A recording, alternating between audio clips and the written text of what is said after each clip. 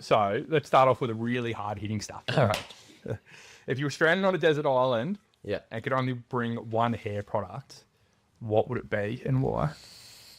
Well, I don't really need it Yeah, anymore. it's been trimmed off, isn't it? Yeah, I know. Well, it would have been a sea salt spray, but if I'm on a deserted island, I've got the ocean there, so. Is there a difference between the sea salt spray getting a container, going straight to the ocean? Oh yeah, and getting it's it? like it's not just like, it's got pure sea salt in it, Yep. but it's like, got other stuff in there. I don't reckon your hair ever comes up better than No, when I go for a exactly. swim in the ocean and then come No back rings. out. Yeah, It's exactly. the best. Yeah. It's the best. Yeah, You're going to struggle with that for a little bit now. I know. I don't know how I'm feeling about it. I just did it on. I had a split decision on Saturday. Did you do it yourself or did you get I somebody else? coloured to it do myself. Yeah. But I got my barber to do it. Yeah, right. Yeah. Yeah. Who looks after your hair? I go to Rex and Ross, with Carly. Oh, nice. Yeah. Yeah, down in Newtown.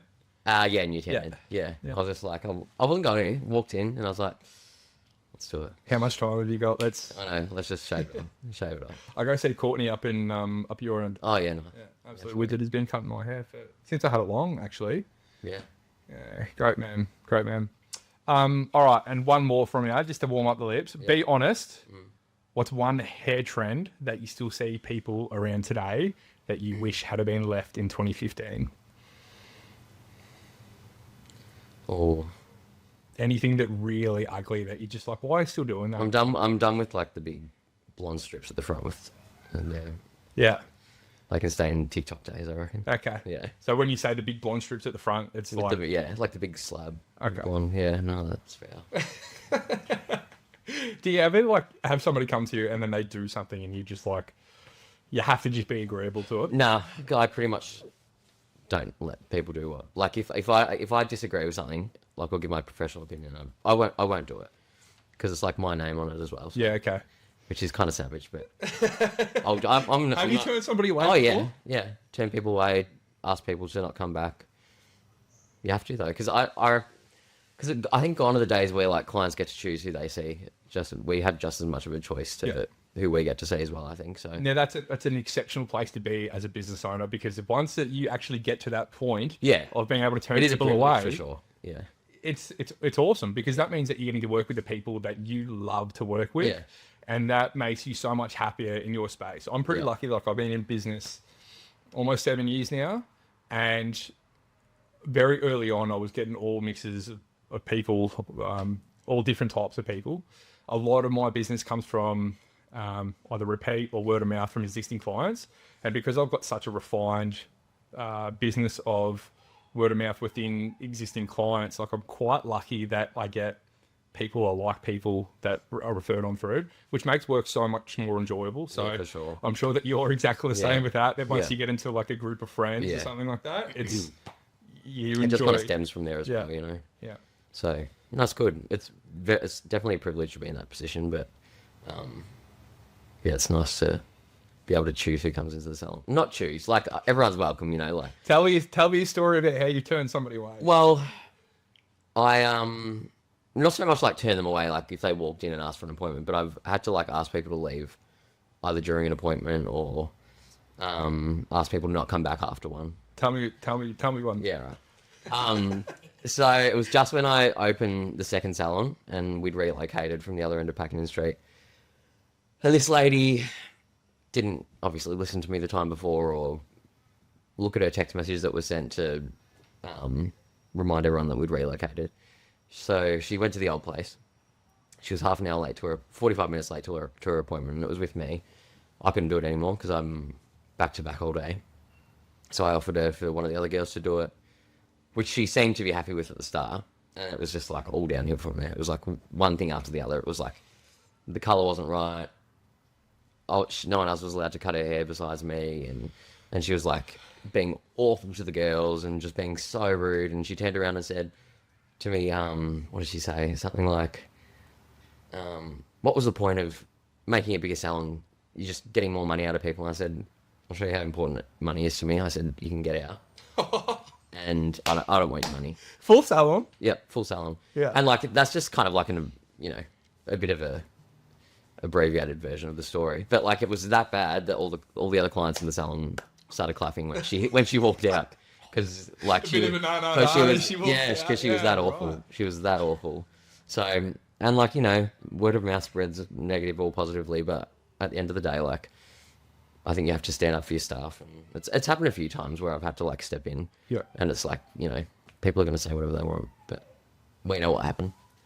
People still end up coming back. Yeah, don't exactly. they? Yeah. Exactly. Their books are full, so that's good. Have you ever heard it repeated through somebody else? No, not that story. Not really, actually. I haven't. I think purely because it's probably a valid response from me to ask someone to leave or let them know that they're not welcome back. So they probably don't want to be going around telling people. Can you believe that he did? I know. this? Yeah. Yeah. So. Yeah. No. But it's definitely some interesting moments inside for sure. I bet. Yeah, growing up in Geelong, you went to Joey's, we went to school together. Yeah. We didn't exactly mix around in the same group or anything like that. No. But fond memories from Joey's, do you have any? No. Not at all. Honestly, it was just like what you had to do to, you know, you have to go to school. Yeah. And I just kind of did whatever could do to get through it. And Yeah. the last day I walked out that joint was the best day of my life. So. Did you finish year 12? Yeah. Yeah. I almost didn't. I got a chef's apprenticeship actually in year 10. Yeah. Did like a week of that and I was like, Yeah. no split shifts. And then I was just like, fuck it, I've got like 18 months left, so I'll just nut it out, get it done. And then, yeah, it's been great ever since. What was the most painful thing about being around an all-male school? I think being like the first person in our year level to come out was pretty rough. And just like people that are insecure in their own self, you know, kind of really deflected that on me. Like, it's actually really funny. Like, some of the people that I had the most issues with in high school have now come out since year 12, you know? Like, and Sorry, I it's, shouldn't laugh. no, but it is yeah. funny. Yeah. Because it's just like, they are obviously so insecure and that they just saw that as like a way to kind of, I guess, deflect on people thinking anything of them, or I was like, whatever, like, you know, it is what it is. People are fuckheads in high school anyway. I was too, but Everybody was. still am sometimes, you know. But showing a bit of character there. oh yeah, you know. But like it's 15 years ago now. So. Yeah, it is a long time ago, and you obviously living in Geelong, you still see a lot of Joey's boys around. Yeah. So have a good chat. Yeah, for most part of it, you know, most of the time. But There's the occasional Joey's boy that you come around and I just look the other way, and it's just very strange. Yeah, I was just like, no. And like, you know, there's all the apologies and I'm sorry. I was like, you're only saying this now because you're running into me. Like, it's been 15 years. Couldn't care less. Well, at least that you're looking through it anyway. Oh yeah, you know, can't brew on something that's happened 15 years ago. I've enjoyed having beers with you over here since school. No, it's been good. It's been good. Yeah.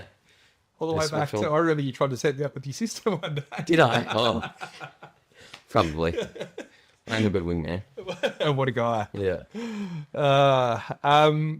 Coming out of high school, obviously the chef thing didn't work out. Yeah. Did you have any idea about what you wanted to do? Well, I got into,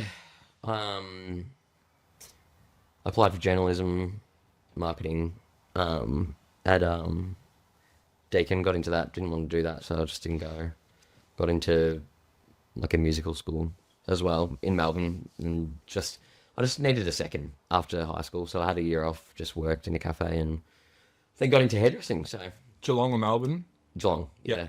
Yeah. I kind of did wish I lived in Melbourne for a bit, just because I've been here forever, but, you know, it's only 50 minutes up the road, so houses are cheaper down here. Yeah. What was younger Jordan like in that deciding factor, becoming a hairstylist? Like, what do you think attributed to it the most? Was it the fashion that you were in at the time? Was there particular arts that you liked? I just wanted a job that wasn't behind the desk day to day, same thing. My sister was a hairdresser too. My auntie was a hairdresser as well. So I think it was just kind of like a good creative outlet that I got paid for, I guess. Yeah. And, you know, like with every career, there was times where I was like, don't know about this, but I'm glad I've stuck at it. So yeah. In saying that, when was the first time that you realised that you got serious about it? Like, to be fair, you are excellent at what you do. Yeah. Everybody knows what you do in Geelong. That if your name is brought up, that your career is like right behind you. Yeah. So when did you first learn that one that you're really fucking good at what you do, and when did it become a serious career for you? I think once I qualified and started working for myself, kind of there was that little bit of a shift in the career. I guess it wasn't just a job, and then but really probably not until like 18 months, 2 years after being self-employed, moved to another salon. Renting a chair? Yeah, renting a chair, and like that kind of was like where it took off, I guess. So, and I was like pretty much running the salon anyway, so I was like, may as well do my own. So here we are. It's a good thing to be able to learn in your head at that stage. Yeah. You're like, I'm doing this. I could just be doing it for myself. Yep. Yeah, and look, it was lucky. COVID happened. Rent, like commercial property, plummeted. Still in the same 5x5 lease. So I'm paying less than what I was paying, renting a chair for someone else. So Yeah, right. that's why I did it. I was just like, fuck it, let's just go for it. So. Where's your home base for work? Is that on Nicholas Street? No, that's the original one. Okay. So the new one, well, not new anymore. We've been there 3 years now. That's Geelong West. Okay. That's like 4 times the size. Right, okay. Now that's down, remind us where it is, because it's down near the It old is. subway. next Yeah, to it. yeah. Just You got few so doors many down. stores. I don't know Yeah. which ones. a few down from Barking Dog. So, Yeah. Okay. Yeah. Yeah. You love being down that part of Yeah, yeah. It's a bit more bustle and stuff. How's the sense of community for all the other businesses? Stick to myself. No, look, I just kind of try and stay in my own lane and just Yeah. not worry about what anyone else is doing. Yeah. So Yeah, that's fair. it's easy to get caught up in everything. The politics of landlords Yeah. and who's across the road and who's coming and going, and Yeah. Yes, I've been stuck in many a thing, so I just have learned to just let it be and just. what's the reality of being a hairstylist compared to what other people think from the outside that it might be like? Oh, I think it is it comes across as a very glamorous career, I guess. But we're on our feet 12 hours a day, 4 days a week at my salon because we only do 4 days in the salon. So, that's however many hours a week, and I don't have lunch breaks, and you're just constantly you have to be on all day. It's just like chatting. Yeah. And by the end of the day, I just get home and I mute for like an hour because I just am so emotionally and mentally exhausted.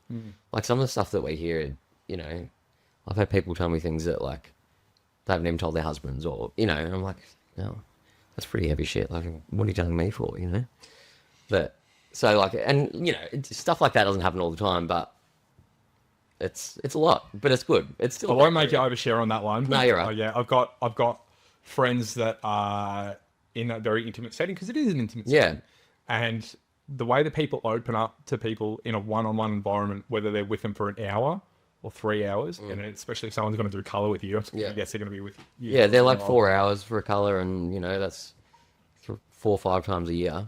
And if I've been doing someone's hair for 10 years, it's like over 50 times I've had an appointment with them for 4 hours. It's like it's very it's trusting, and I say it's if you fuck someone's hair up, it's a long time for it to grow back. Yeah.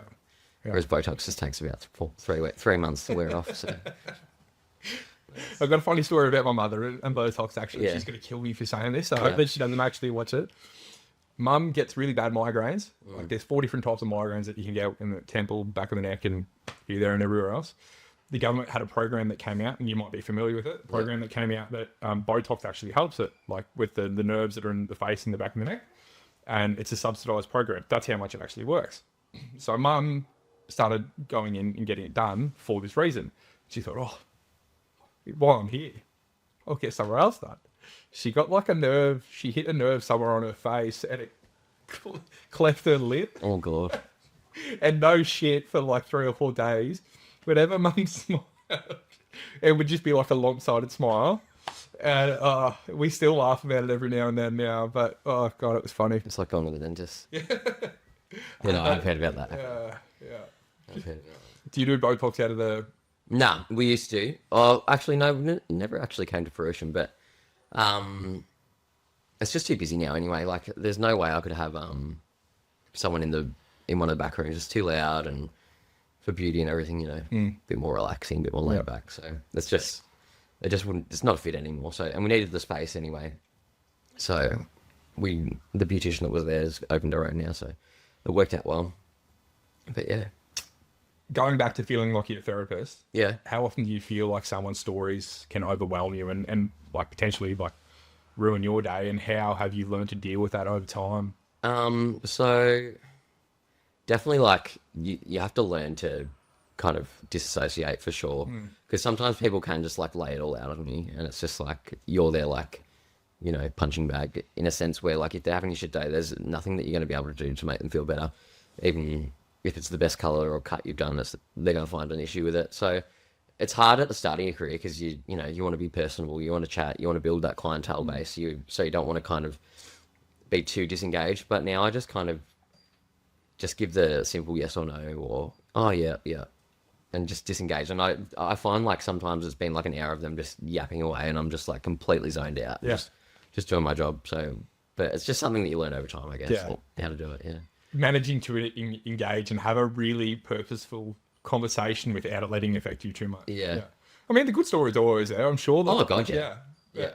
Definitely sense that. And I do it myself every now and then when I've got one of those appointments one-on-one, like where it's my therapy appointment or something like that. You're face down or you're just in your relaxed state. And once you get proper relaxed, everything just wants to come out, doesn't it? Yeah. Yeah. Yeah. Yeah. But being on the other side of it is very interesting to hear. Yes. Do you have a philosophy that you seem to follow that you really try and go by with your work? Like as a team, I just kind of try and keep it pretty chill. Like I like to a certain extent, of course, but I've been in salon environments where it's like people are scared of their employer, and you know it's really Not a happy workplace. No, and you know that people aren't going to stick around for that. So, and at the end of the day, like employees are the ones that are making me money. Like I'm still making the salon money, but you know, say I've got 4 or 5 employees. They're still going to be generating a lot more than what I'm doing is on my own. So, anything to keep them happy and to a certain extent as well. Like it's still my business. It has to run the way I want it to run. Yeah, okay. But yeah, I just think just as positive as it can be. Like everyone has their shit going on, but if you can leave it at the door, that's hopefully the best case scenario. But sometimes, again, it's a bit hard to do that as well. Yeah, yeah. What's a really good client story that you've got for us? A good news one that you've seen develop over time, and someone's has been coming to you for a long time, and then they've told you something that's really positive. That's like made you full of joy.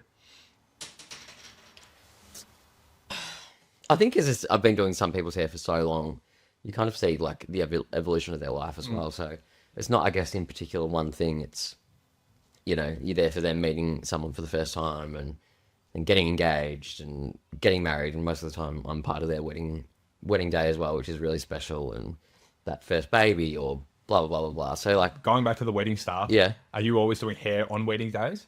I try not to as much. I don't really do weddings at all anymore.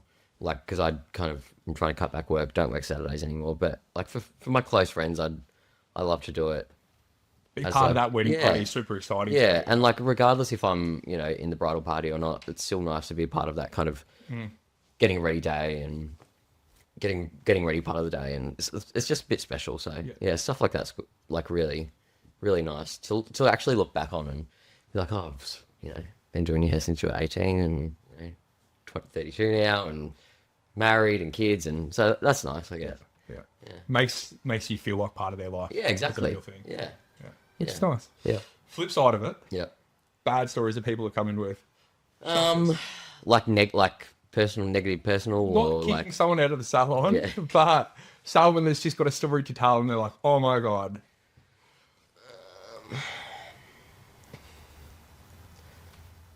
Oh, that is a good question. I don't know. Like, hairdressing's just like it's so intertwined, and you know, there's not much that kind of slips through the cracks. You pretty much you would hear the drama of what's going on with the group that you're in, outside groups, and the ripple effect of that. Yeah. Oh, look, you know, you hear about affairs, you hear about, you know, marriage breakups, you hear about, you know, open relationships, you hear about everything. That's fair. So, If something comes up, you gotta interrupt me for it. no, you're right. What trends are you loving right now with your hair? I'm loving a buzz cut, you know. Yeah. low maintenance. I don't really do men's hair though, so I've got a couple that I do still, but it's Female mostly hair? women. Yeah, just real natural, lived in, like embracing their natural color and stuff like that is really like a big kind of move in the industry at the moment. Like getting your hair done less per year, so people are coming like maybe say 4 to 5 times a year, but now they're coming 3, maybe 2 times a year as well. So just kind of like prolonging that color in between, and it's nice. It's like better quality hair. I can see more people as well, which is good. Because there's always such a big wait list, and if you're seeing someone a bit more regularly, they're taking up that slot. So yeah, a bit more of like a lived-in, natural kind of feel with color is definitely what I'm enjoying at the moment. Yeah. How do you go about making that the best way possible? It's educating the client as well. So, someone that's used to getting their hair done every 8 weeks, it's going to be a big like transition for them coming, every 2 months to every 6. So you have to work them into it. Education is massive in our salon, like really in-depth consultations when they come in before they get their hair done. Not necessarily like on a separate day, probably before the appointment, but yeah, just a lot of education with clients as well is super important to kind of move with the trends and everything like that. Yeah, okay. Yeah. All right. It's actually quite interesting that it's taking a very natural look. Yeah. Do you think that society is really going that way as well? I think it's honestly, a lot of it is to do with the current financial situation that everyone might be in at the moment as well. Like money's tighter, so they want something that's going to last longer, might cost them a little bit more money at that initial appointment, but they're going to get 6 months out of that instead of 2 to 3. Yeah. So I think I've noticed a massive shift since maybe like 18 months to 2 years ago and just having to navigate that as a business owner and shift the way we do things and still get people through the door. Yeah. It was tough at the start. It was like, what the fuck is going on? Like, opened the salon, outgrew it in 6 months, couldn't keep up, hiring more people, and then all of a sudden, interest rates go up and people can't afford it anymore. And I've got like a couple of girls that are like not full anymore. They're at 60% capacity, and I'm like, they're still having that wage that they were getting paid. You're paying people to stand around essentially. Yeah, and like I'm pretty lucky, but I've had it in the past. I've had some employees that take the piss a little bit, and when they're not busy, they're just on their phones out the back. And I was like, oh, just paid you 2 hours to scroll through TikTok, so that's great. But when I'm still on the floor 24/7, I can't really monitor that as well. So that was really hard. Like it was kind of like, what the fuck am I doing? Why am I still doing this? Because it was, but I'm glad I pushed through. But it was definitely a tough time. How much do you feel like your man management has taken off since starting your own business? Because that's a completely different aspect of business that people don't realize. I'm scared to take that step because I don't know how I would go managing somebody else. So I made the decision not to go higher up in the bank and change the direction of our home lender just because I knew that I only had to manage myself. Yeah, it's real. I really struggle still to this day. It's such a fine line, especially because it's like we're a tight knit team. Like we all get along really well. So lines definitely get blurred with employee and employer sometimes, and sometimes the way that they speak to me or I would speak to them would be completely different if they were working for someone else that they had no idea who they were. So I really, that's my biggest thing that I struggle with, and I think because I grew so quickly in such a short amount of time as well, I think I kind of buried my head in the sand for a little bit there because I was just like, fuck, how do I do this? I can't do this. I don't know how to manage this many people. Like, I went from having 2 people, and then 18 months later, there were 24 of us. And I was like, I just didn't know what to do. I was like, what do I do? I had no idea. So, did you have someone to lean on in that period? I did, yeah, for sure. And then I think I got a bit too reliant on that person as well to kind of get shit done. So it's just, yeah. And now I don't have anyone. It's just me again, but I've cut the team down a little bit, down to 2 salons, about to sell one of them again, just focus on the one. So just kind of constantly managing that. And it's getting easier. It's still like... Managing your own stress as well. Yeah, I know. Like sometimes I get home, I'm like, where's the wine? Like, that was a day. And it wasn't even that, it's just like when you got like 10 people just constantly asking you, where's this? What's that? We need this. We need that. I'm like, yeah, hold on. I still need to do my clients too. Yeah, You know? 100%. Yeah. Yeah. Yeah, no, but it's just always up and down. It's just, some days it's easier, some days it's harder. I'm a big learner. I learn from my mistakes. I fuck up heaps. Yeah. So me going through an apprenticeship is just making as many mistakes as possible for me to be able to come out and learn from them. Yeah. Were you the same way? Yeah, I just wanted to get straight into it. Like my first employee, he was great. I was there the whole time through my apprenticeship, and I just wanted to get straight into it. Because I was a bit older. I was 19 when I started my apprenticeship, rather than most people are 16, 15, 16. And I didn't want to be, scrubbing bowls and sweeping floors for 18 months before I could start doing hair. So I was doing hair on my first day there, which was wild. So, and that's what I kind of do with all my apprentices that I've got now too. I kind of just throw them in the deep end, as uncomfortable as it can be for some people. Sink or swim, isn't it? Yeah. It's the only way that you learn, and in my opinion, and everyone's going to fuck up. Yeah. Like, it's just the way of life. Doesn't matter how naturally talented you are at something.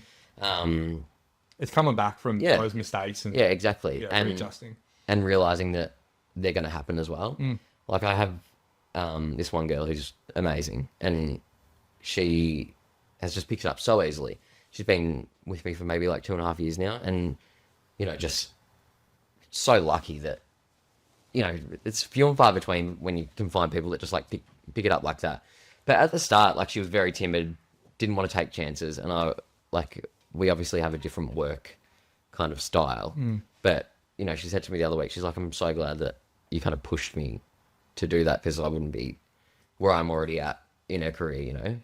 Which is nice, because that's reassurance, isn't Yeah. it, from a manager's point of view, to be Yeah. like, I feel like I'm doing something well. Yeah, exactly. But it's definitely uncomfortable for some people, and it's not for everyone.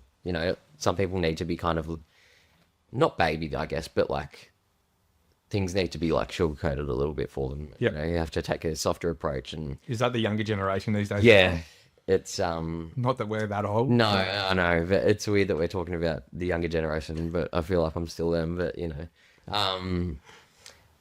yeah, I really struggle sometimes. Not at the moment. Like, the team that I've got is just like so good, but yeah, I've definitely had some challenges. Any big fuck ups that you've made as an apprentice?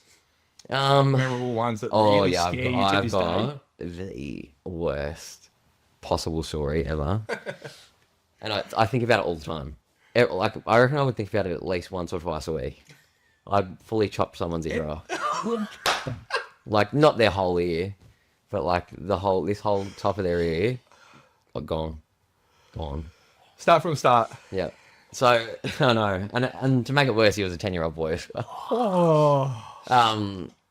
So it was, I was doing my apprenticeship, and most parents just get apprentices to cut their kids' hair because they don't want to pay $100 to get their kids' haircut. And I was cutting this kid's hair, and I'd done it a few times, and so there's this technique you do with the comb, and you have the scissors over it. You'd get it done with your hair, and I was going around his ear, and the mum called his name out from across the salon, and as I'm cutting, he turns his head into my scissors, and his ears in between my scissors, and like the whole like skin at the top was fully off, and I'm so bad with. I was on the ground. I passed out because I can't deal with it, and then I just wake up to like this boy with like blood all over his hand. You have to have plastic surgery and everything. Do you remember what happened afterwards, or not really? Like, I remember looking at my scissors and seeing this big chunk of skin in my scissors. So it took like the ear off, or Yeah. just a good cut into it? No, like, it was off. Yeah, right. Yeah, you could see like the cartilage. It was pretty fucked. It was the worst thing. I think about it all the time. Is it like putting the part of the ear on ice and then straight to hospital? No, like, it was. I don't even know where it went because I just dropped my scissors and like dropped to the ground. Like, I didn't fully faint, but I was like, the skin disappeared. I don't know where it went, but yeah, you had to have plastic surgery on it. And it still haunts you to this day. Yeah. Because it was just it was so traumatic. Like, my boss at the time, like, was like, get a Band-Aid. I was like, it's no fucking Band-Aid situation. Like, this is bad. Yeah. And yeah, I think the mum tried to sue the salon or something, but that's the last I heard about it, so that was good. So that one. That's the worst story. That's a good story. Yeah. And do you honestly still think about that Yeah. every week? I would think about that at least once or twice a week. And I Is it tell when you people all the cut time. Yep. someone's ear? Yeah. Yeah. Not as much, maybe not as much anymore because I don't do as many men's hair. So it's not too bad around here. But every time I do a men's haircut, I think about it every time. Because all the girls know about it. They were like, oh, tell that story. We wouldn't tell that story. So, yeah. Oh, it's a good bit of PTSD for you, I Yep. reckon. Yep. Oh, I feel like I'm actually picturing it like. Oh, and just that the feeling of the scissor cutting through the skin too. It's like, yeah. It's not, Oh, you spoke about coming out earlier. yep. Obviously being a gay man in Geelong. Yeah. What's dating like? It's pretty dismal. It's either you know. Do you think it's because of an age thing at the moment? Yeah, I or don't know. Like, look, I've been in a relationship for 8 years, and it's only, you know, in the last 6 months of that's all kind of come to end. So, dating from, you know, when I was 21 to now is a lot different. And I don't even know if I'm at that stage where I'm ready. Like, if the right person came along, then whatever. But, yeah, just from what I've experienced so far, it's very different, very interesting. What's the biggest change that you've noticed? In all honesty, like there's a lot more like, I don't know if I can talk about this, but whatever. Like, you know, there's non-binary now, there's transgenders, there's all that. Like that wasn't really a thing when, well, it was, but It just wasn't. no, Yeah. and like there wasn't even, yeah. No, let's not talk about that bit. No, I don't know how to talk about it. We're here to Yeah, talk I don't about really know how to. I don't really know how to like. You don't like it. Yeah, Nah, that's fine. Cut it out. Like, I just don't really know what's. You know, it's so What's hard. acceptable. Even as like a. you're not going to get cancelled. But Yeah, I know. You can But watch even as like a gay man, it's like still really hard to like get your head around some of the pronouns that is and what's correct to use, and because it's forever evolving as well. Yeah. And like that is such a big difference in dating these days as well. And Geelong's just everyone knows everyone. It's very small. Everyone's been with everyone. Yeah, You know, yeah. you've been with someone that's been with someone Yeah. else, and Yeah.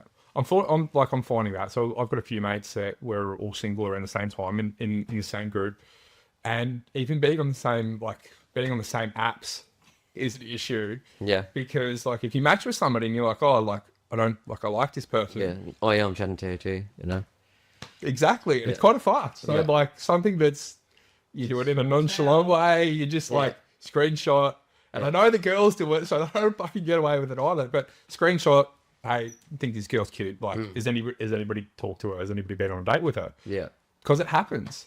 Like, and it's just like, you don't want to introduce a girl to your friends, and she's just like, yeah, I'm on the date with him like 3 months ago. Yeah, I know, right? How Yeah. awkward. Like, Yeah. if I don't have many gay friends in Geelong, so I don't really have that issue. Okay. So which is a positive, but yeah. It's when you were single when you were 21, yeah. were the apps out then? Yeah. Yeah. Just I think it was just Tinder and Grindr, good old Grindr. Yeah. Yeah, back then. Did you use those apps then? Oh yeah. Yeah, okay. Yeah. So it hasn't really changed too much. Oh far as well, that I haven't goes. downloaded them yet. So Okay. Yeah. Also, I think that was a big difference or a big change for me. I'd come out of like a back-to-back relationship and I was in two long-term relationships sort of back-to-back, and I'd never been on the apps before. Yeah. And it was a complete, like, of course I'd sat down with friends and they'd been like, oh, they'd having a swipe and everybody sort of get around it and have a laugh and be like, oh, I matched with this person, matched with that person. But being on it yourself is such a weird place to be, I find. It's just, Depressing. yeah, it can be. Yeah. It can be. And Yeah. the worst thing that I find is that I've got it, like I had a radius quite wide set, and you would find quite a few girls in Melbourne, super attractive girls. If a girl has her Instagram handle in there, she's not there to date. I just reckon she's there to get followers. yeah. And it's just such an interesting, or you'll match with one of these girls or something like that, and Yeah. they won't reply, or I mean maybe they match with you and they don't like you. That's quite possibly what it is. I'm fucking Yeah, I don't know. Like, they still have to swipe right or, you know, press the love heart.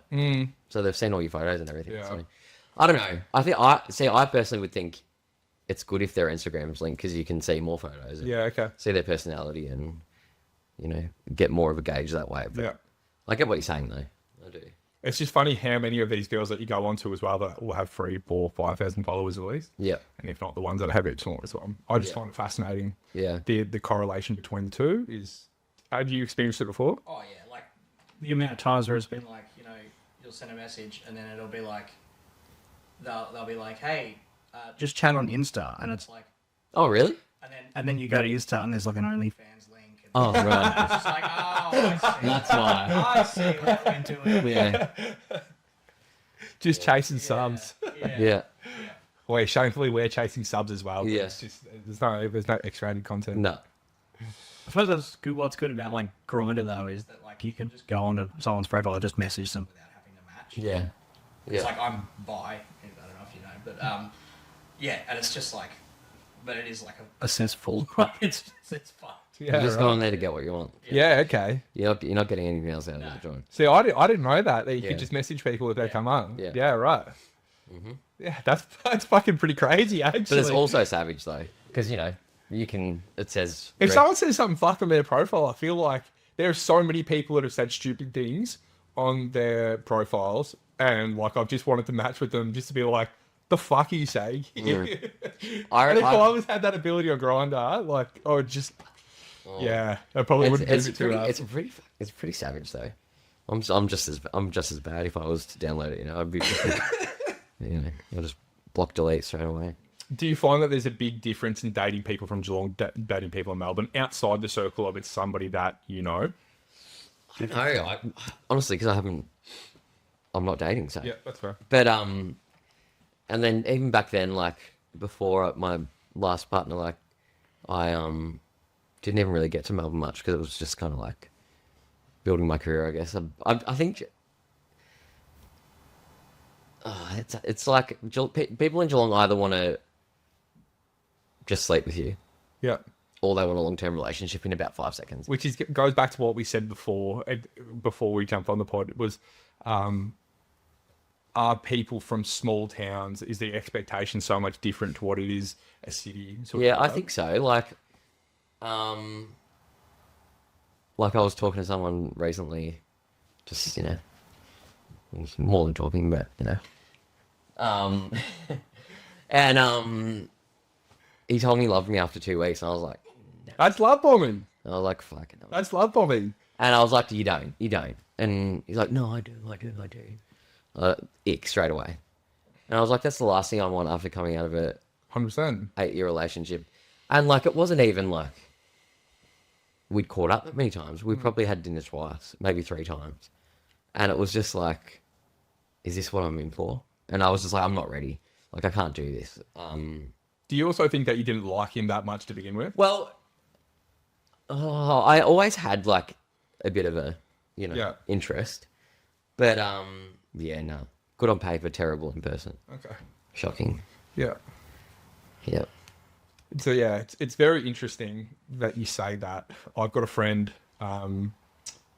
She's been with her partner for over 12 months now, and he told her the same thing after 2 weeks. They've seen each other a lot in that 2 weeks, and it's quite confronting. Like, lucky that she was kind of infatuated with him as well. Yeah. But realistically, it's love bombing. Yeah. And It's a lot, and like you don't quite. I'd never really grasped this concept until like the last couple of years since I've been single. But like that is a lot to sort of drop on somebody. Like, he was talking about like marriage and wants to be living together by, you know, 3 months into this year, and like married by the. And I was like, All on the same night, same day, same night. pretty much, yeah. So they're gonna know exactly if they would watch this, and they'll know exactly what I'm talking about there. We can cut it there if you want. And We can cut that there then if you want. we can get funny though. We can get part of the whole question if you want. I don't really care. No, it's kind of funny though, but you know, I haven't told. I will just block him. Block the guy, block Both. You know that's staying in the podcast. Yeah. I'm fucking with you. Oh god. Yeah. Anyway, so that was just like a big eye-opening to what I might be in for. So, but yeah, going back to that question, as I've kind of gotten sidetracked. The expectations. Yeah, I think people in Melbourne are way more realistic, and you can date more than one person at once. Yeah. For the first couple of weeks or months or whatever, just to because you know. A good feel out. Yeah, I agree. I think so. I think it's fair. Yeah. I think that's fine. I wouldn't be upset if, I was seeing someone and they were seeing someone else. Depends how much you were seeing them. Yeah, If you exactly. were seeing someone You know. every other day, like And like it comes down to like being intimate with two other people and, all that, there's respect boundaries. all those and deeper stuff, things, yeah. But 100%.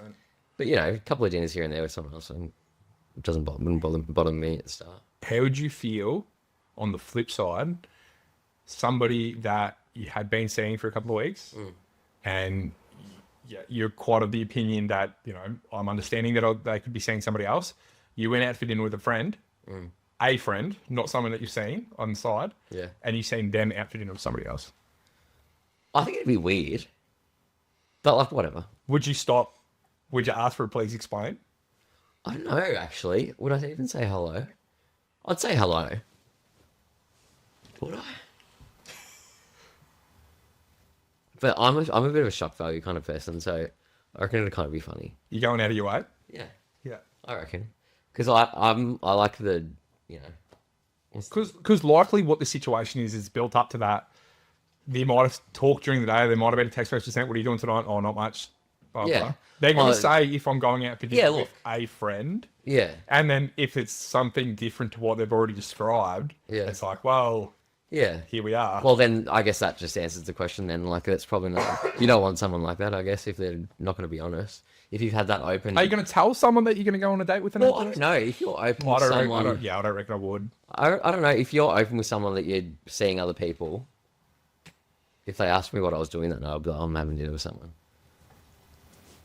Because, like, I think that because it's an interesting topic. yeah, When you get yourself into that little frame with somebody, most of the exciting thing is start, thinking yeah. is the start, and it's thinking that you've got someone to yourself. And the moment that illusion is then broken, you're like, "Whoa, that's." I don't know. I think I just have a different perspective on things at the moment, just because I don't even know what to expect Yeah. or what I really want.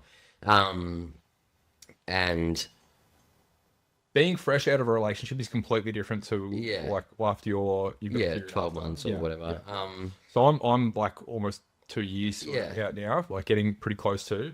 And there was probably a transition period for me where it was more recently. I sort of stepped away from like I'm not there to just date anymore and just sort of have fun. Like Yeah. I'm only going to try and see people that I actually want to try and see whether something's worthwhile. Yeah. And the moment that I realize, I'm like, I don't want to waste my time. I certainly don't want to waste somebody else's time. Like, I can't be bothered. Like, I'm 32, I'm 33 at the end of the year. Like, as my mum says, do you really want to be the 40-year-old that your nieces are like, well, the cool uncle, he's off overseas again. Like, everybody wants to like be that family person or have a long-term partner, I Yeah. think. Oh, that's definitely something that I want in the It future. happens but- after time, yeah. And like, I'm not putting any time limit on it. Like, if it happens in 6 months, if it happens in a year, whatever.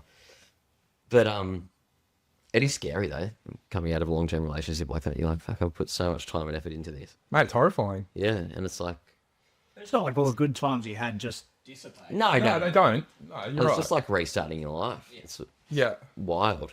Yeah. The scariest thing is probably thinking, will I ever find somebody that was as good a fit as that person was? Even if you've walked away from a situation or something like that, there is always that constant fear of, am I going to find a better match than what that was? And when you start to realize Yeah. that Yeah. you're going to find a lot of people that you connect really well with, that's when it's sort of the alleviate the stress a fair bit as well. Yeah. I reckon that's the hardest part about a relationship like that ending, being like, oh, well, what if they were the right person for me? And, but it is what it is. It's always funny people jumping straight back into another relationship. Like, Yeah.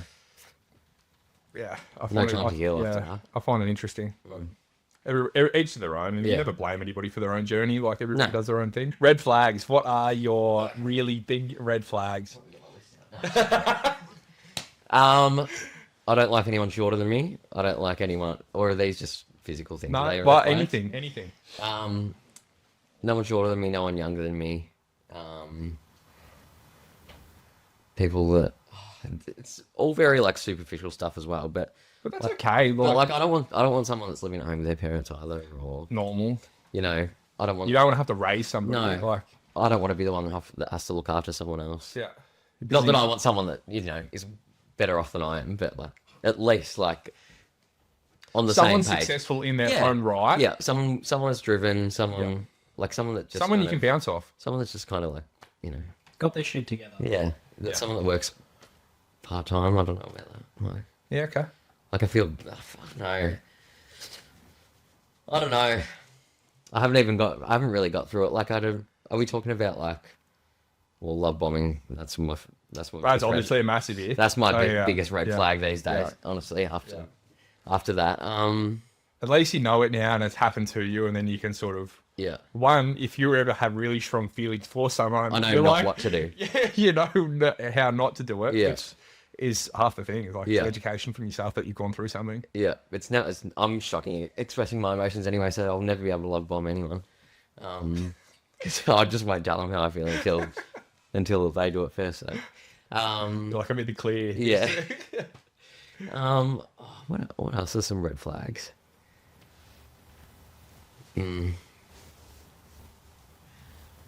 Bad breath. Yeah, of course. These are all just very Yeah. surface level red Yeah. flags. Nah, that's fine. Um, They're understandable. yeah, Yeah. yeah, you know, bad, On the other side of it, like, someone smells good.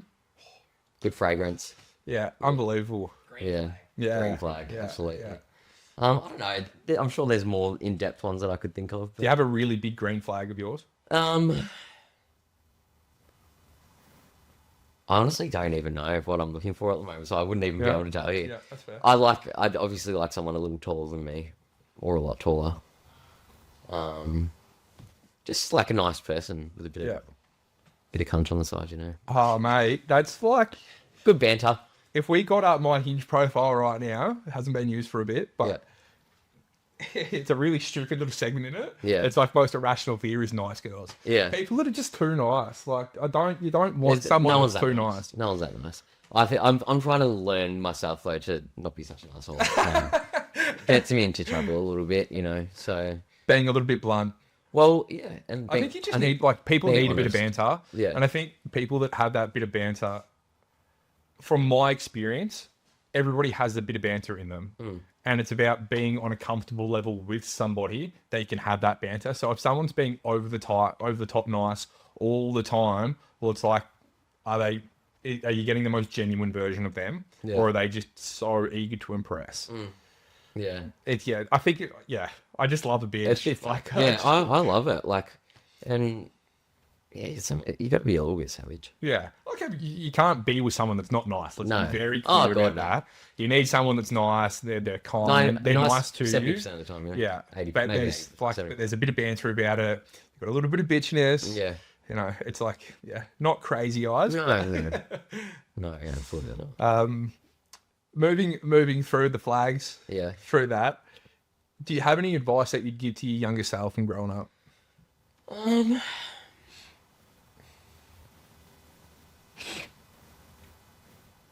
Not real. Like, I honestly couldn't think of anything right now. I think I'm pretty proud of like what I've done in my life already and what I've got through, what I've had to push through in my life to kind of get where I'm at. And look, we've all done things that we regret though. So, but again, I probably wouldn't be the person I am with the growth that I've had to do from making those mistakes and learning from them as well. So maybe just push harder, I guess. Yeah. Like honestly, like That's a good one. yeah, Don't take your foot off the pedal. yeah. What's next for you? Well, Projects wise, hair wise? I think, have you got anything big planned? yeah, I've got a few things lined up. I've got lots of interstate education for hair this year. You going on tour? Yeah, Yeah, right. got one possibly in the UK that I'm lining up. That's cool. Which could be cool. That's exciting. Yep. London? And then Yeah. and then doing an extension on the house, and then just kind of like rebuilding that portfolio as well, starting from scratch Yeah. again, which is wild. But that's like the next kind of projection in my career. I think kind of take a step back on the floor a little bit, more education, more property side of things again, which would be good. So, yeah. What's keeping you most inspired at the moment with that? With the property side of things, or Both. well, I just like that it's like a different take. Like, and also I'm not going to be able to be on the floor doing 12-hour days for the rest of my life, so I need to set myself up in other ways. You know, like I can educate for a lot longer than I can be doing full-time hairdressing on the floor. Yeah. Because I'm working, 1 or 2 days a week here and there, and then I can just project manage property stuff on the side, Yeah, cool. everything like that. Yeah. But yeah, Have you still got the Dells for property? no, we've sold everything. Okay. So Yeah. you know, Do you have another project like split that by coming half. out? Yeah, I'm doing an extension on a house in South Geelong. Cool. So that should start in June, hopefully. Exciting. Good, yeah. Airbnb. No, I'll live in that one. Yeah, right. Yeah, that's the last one I got to live in. So. Got to leave something. Yeah, I had a few to choose from before this, but Yeah. No, good for you. It's good to have projects coming. yeah, Exciting. yeah. And No, it's kind of. I'm excited to build that portfolio back up on my own, actually. Like, and it's just all mine rather than half. And I'd never do it again with anyone else. I don't reckon. That's an interesting game. No, Yeah. not. To like not anything negatively. It's just like if it didn't work out again with someone else. Splitting down the middle again. Nightmare. Yeah. So yeah. What makes you feel most yourself? At the moment, I'm loving my own company, which is really nice, especially sharing a life and a house with someone for almost 10 years. It's actually really nice to come home after work and just like decompress, pull a book out or chuck on a TV show and not have to worry about anything. Like I'm loving my own company. Like I didn't do really much at all this weekend. I just potted around at home and went for a run and yeah, That's nice. yeah, I'm loving it. Yeah. It's great. That's awesome, man. Like, so happy for you that you're at that space. Yeah, now. thanks. And it's going to continue to grow and you're going Yeah, to for do more sure. yourself all the time. For sure. So what we're going to move into next Yep. is we've been waiting for this one for a little bit, Benny. We have some stories that people have written in about, and we're going to read out a story and we're going to go through it together and Yep. just reactions and feelings out of it as well. Yeah. We're going to involve Benny in the story as well because I find this stuff absolutely fascinating. I love it. Yep. But hopefully we can get this one on first take anyway, because it is quite a story. Hey, loving the pod and figured this might be kind of the story that could stir the pot a little and curious to hear your thoughts. So I recently went on a date with someone I was genuinely having a great time with. Conversation flowed, we laughed a lot, and there was definitely a spark.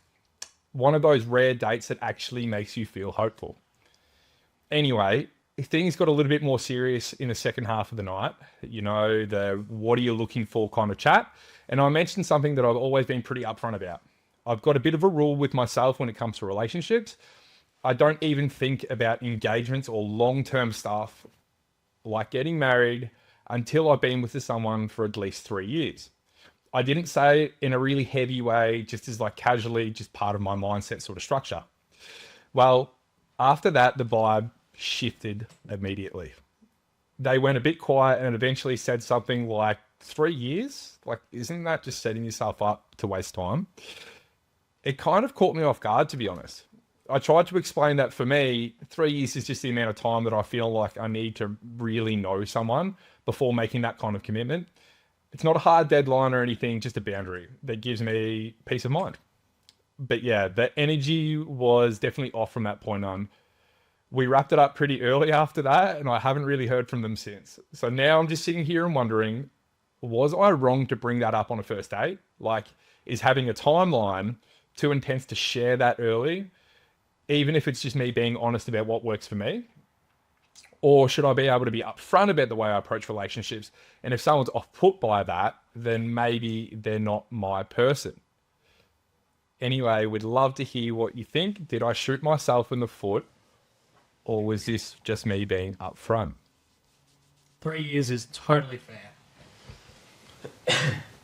I don't know. I don't agree with timelines. I think, in all honesty, that is setting yourself up for failure. Yeah. Because, like, what if you wanted to? Well, I guess if they wanted to do it earlier, Yeah. then they could. But Yeah. I find it really interesting. yeah, I don't have that long of a timeline, but like I definitely have a set timeline. Not set, shouldn't say it that way, but my thoughts on when I want to be with someone now, given that we're at the age, like we're 32, and I have real concerns. Now, I've discussed this with a female friend of mine recently, that this is an absolute privilege, and I'm not overlooking that for a second, but anything privilege that you have and you can use in your life, you should. My age, I'm quite lucky where I can date girls my age, I can date younger. And my times that I like want to be with somebody, that it scares the crap out of me that I get with a girl that's 32 to 35 and she's so conscious of her body clock, which I feel really bad about girls in that circumstance. But my privilege is that like I don't have to date to have a kid straight away.